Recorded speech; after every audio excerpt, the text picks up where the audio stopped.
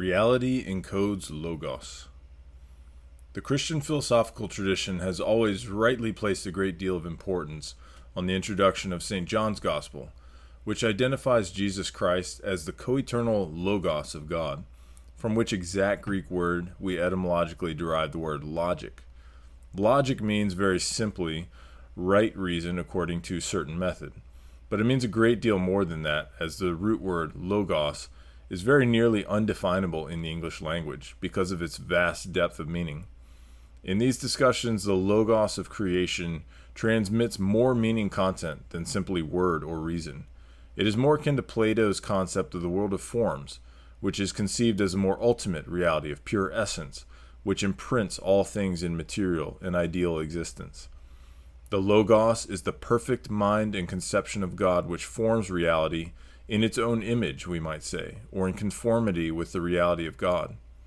In other words, fundamental attributes of God's nature are encoded in reality itself. The fact that anything about reality is understandable to us at all is because it shares in these understandable forms of the logos of God's nature. And we can see this in the three laws of thought which absolutely undergird all coherent thought about anything in reality. The first of these is the law of identity, which states that each thing is identical with itself. In other words, A equals A, which is very self-explanatory. It's undeniable and unarguable. Ultimate truth does not change. And this is characteristic of God supremely, more than anything else.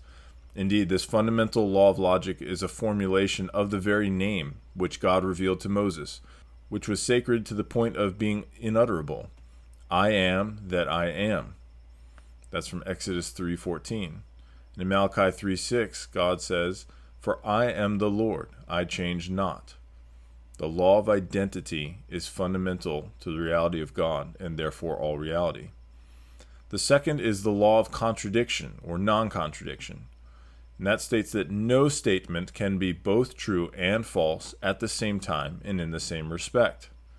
Again, self-explanatory, self-evident, and irrefutable. And there are numerous Bible verses which express this principle as well. Woe to you who call evil good and good evil, that put darkness for light and light for darkness, that put bitter for sweet and sweet for bitter. From Isaiah 5:20.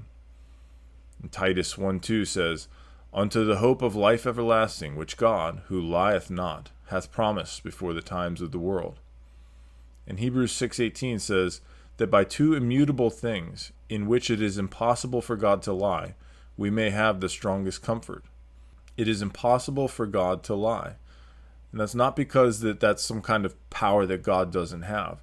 It's because non-contradiction is fundamental to reality. It's fundamental to God. It's his very nature. And that's why the law of non-contradiction applies to all thought in reality. No statement can be both true and false at the same time and in the same respect. It is not possible. The third is the law of excluded middle, which says that for any proposition, either that proposition is true or its negation is true. So in other words, something is either true or not true. There is no other option. In Matthew 12:30, Jesus says, "He that is not with me is against me, and he that gathereth not with me scattereth." And again, Matthew 5:37, he says, "But let your speech be yea, yea, no, no." Or in other words, let your yes be yes and your no be no. That which is over and above this is of evil. These are very simple expressions of truth. It's either true or it's not true. There is no other option. Our whole capacity to reason and make any sense of reality depends on these three fundamental laws of thought, which correspond to God himself. These are the logic of man's mind, just as they characterize the logos of God. So let no one deceive you that there's any tension between faith and reason, so-called. There is no reason at all, and no reality to know, if there is not first a God who is who he is, who does not lie or contradict, and who allows no middle ground between truth and falsehood.